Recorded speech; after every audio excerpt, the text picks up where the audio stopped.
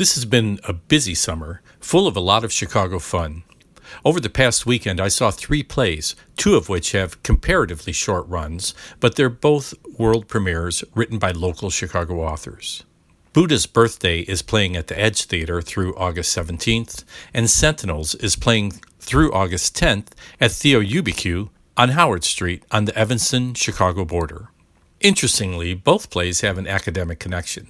Buddha's Birthday features 2 college instructors, while Sentinels features 5 female undergrads. This is Reno Lovison, executive producer at Chicago Broadcasting Network, reminding you to please like, share, and of course subscribe to our podcast if you want to be alerted when new content is added. You can do that at our website, chicagobroadcastingnetwork.com, or at our YouTube channel, Spotify, or wherever you prefer to listen to podcasts. Buddha's Birthday, directed by Iris Sowlett at the Edge Theater on North Broadway in Chicago, is a meditative look at coping with anxiety and explores how a married couple confronts the age-old conflict of logic versus emotion. At first, it's all academic until they're forced to address the realities of these opposing points of view within their own life and relationship. Pamela, played by Christy Berger, is an adjunct professor seeking tenure as an expert in world civilization studies. Her husband, Lawrence, played by Christopher Hainsworth, is a philosophy professor at the same university. The couple have been challenged by an open letter to the school paper calling for the abolishment of all areas of study that focus on accepted works of predominantly Eurocentric males, whose narrow viewpoints in the eyes of the students have shaped higher education for far too long. Meanwhile, as Lawrence is obsessed with the challenge to everything he holds dear in academia, Pamela is preparing an intimate 80th birthday party for her eccentric, outspoken mother. Event preparations, as well as her impending tenure interview, is elevating Pamela's stress level, resulting in the resurfacing of old fears. To cope with her anxiety, Pamela is relying on meditation. Buddha's Birthday is another intelligent and thought-provoking work by playwright Amy Crider, who recently staged Wells and Wells at nearby City Lit Theater in 2024. Crider proves once again that she understands dialogue. Her characters sound like real people having actual conversations that employ a shift in vocabulary and cadence that makes each person sound individual. Crider is also a good observer of life. It's clear she understands these characters and their situations. She has a knack for getting inside their head and exploring each unique perspective. A small criticism is that the characterization of Lawrence is somewhat less clear than the others. His behavior is at times contradictory, which actually provides some subtle humor at one point, but makes the ultimate resolution seem excessive. Pamela's 80-year-old emotionally neutral cigar-smoking mother, Roberta, played by Chicago stage veteran Catherine Rule, like her daughter and son-in-law, is also accomplished academically and concerned about the fact that her granddaughter, Pamela's niece, is planning to attend beauty college to become a hairstylist.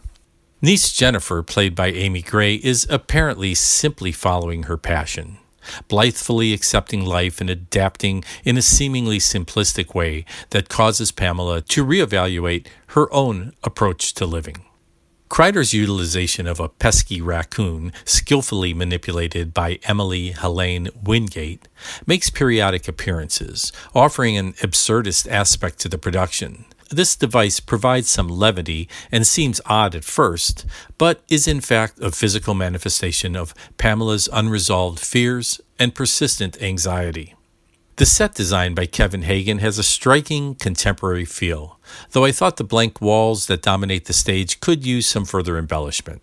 Sound and lighting design of Alvaro Ledesma was very effective, especially in the rain and dream scenes.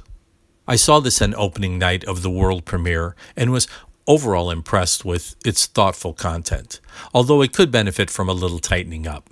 The final scene was awkward, and there are a number of minor subtopics, though important issues, that maybe did not necessarily need to be addressed in this play. This story of academic prejudice and unresolved fear is worth exploring, and was never boring, but some segments were longer than they needed to be. I recommend this to those who enjoy intelligent dialogue with a good dose of humor and self-reflection.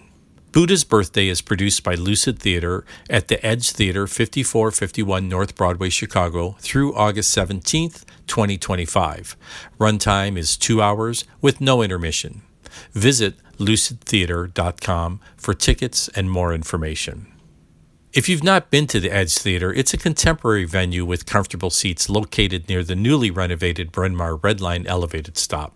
If you're driving, there's plenty of metered street parking, or consider going a block west to see if you can score some free parking on one of the residential streets. Past Stores, about 1 block north, is a very popular and casually elegant French-inspired Vietnamese restaurant that's been a staple in this neighborhood for many years. The second play is about, wait for it, Geniuses Make Herstory. In order to advance positive social change, a group of super smart mid-century co-eds poised to enter positions of power vow to use their influence to see to it that more women have a seat at the table where big decisions are being made. The world premiere of Sentinels at Theo Cabaret Theater is a contemporary feminist fable that might have happened or might still be happening. Inspired by Yale's famed Skull and Bones Club, 5 female students at Joan of Arc University in Milwaukee contrived to establish an elite society of their own, with the purpose to advance women into places of decision-making authority and leadership. Faced with the condemnation of their secret meeting place on campus, the current group of Sentinels must confront the possibility of disbanding. The location, festooned with intellectual graffiti and brimming with a hodgepodge of a half-century of historic memorabilia, seems essential to their existence. The discovery of a cache of old record books with meeting minutes helps the women realize the depth of accomplishments their predecessors achieved. Told through a series of vignettes highlighting various advances in social equality over the past 50 years, the clever production has a cautionary, comic book-like quality that's simplistic but ultimately inspiring.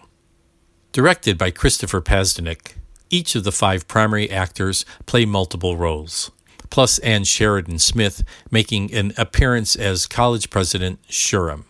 I'll put a full cast list on our website.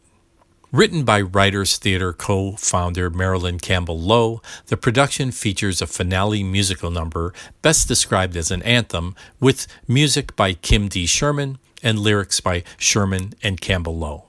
This fun and interesting play can be a good capsule lesson in current events or recent history, especially for teens and those interested in feminist topics and or societal change.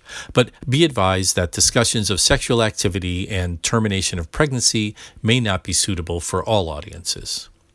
Sentinels at Theo Cabaret Theater, 721 Howard Street, Evanston, through August 10th, 2025. Runtime is 75 minutes with no intermission. For information, visit theo-u.com. Once again, I'll put links on our website at chicagobroadcastingnetwork.com. If you're headed west on your way home, consider picking up some fresh fish at the Fish Keg, just west of Ridge on the south side of the street. At least enjoy the vintage sign as you pass by. This place has been a Rogers Park institution for as long as I can remember.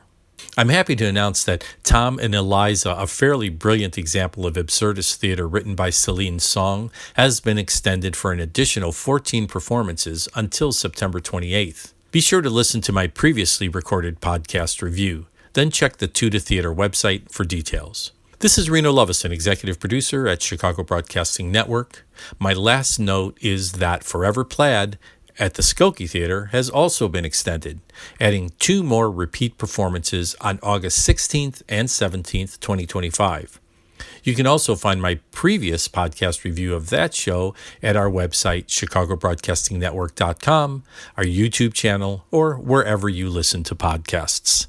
Chicago Broadcasting Network is an eclectic Chicago lifestyle podcast showcasing multicultural and age-diverse people, art, music, theater, and events. We strive to give a voice and added exposure to those who are not always in a position to get the attention of larger media outlets, perhaps because they're emerging personalities or because their message is directed to a niche audience. Our episodes are typically 5 to 10 minutes long.